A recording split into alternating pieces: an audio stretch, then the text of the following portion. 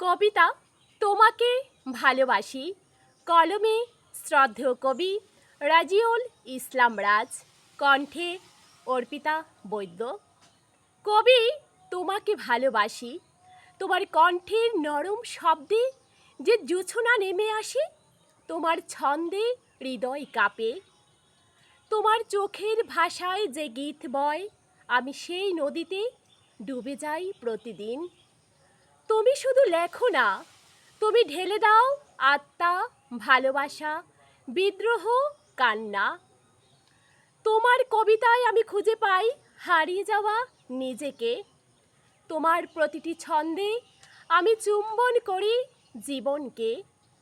তোমার রূপ সে তো শব্দের মধ্যেই ফোটে, কখনো শিউলি ফুলের মতো কোমল, আবার কখনো বজ্রের মতো দীপ্ত, দগ্ধ দীপ্তমান। আমার চোখে আমি দেখি হাজার চরিত্র, তোমার কণ্ঠে বাজে প্রেমিকা, দেশপ্রেমিক, পথিক বা বিদ্রোহিণী।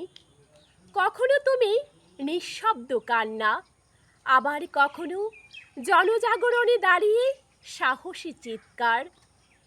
তুমি বৈচিত্র্যের রং তুলি, প্রেম থেকে প্রতিবাদ, শিশির থেকে অগ্নি, সবই একসাথে বহমান।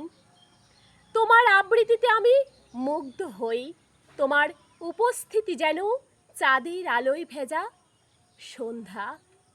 তুমি যখন বলো আমি কবি, আমি প্রেম, আমি প্রতিবাদ, তখন আমি নিঃশব্দে বলি কবি তোমাকে ভালোবাসি।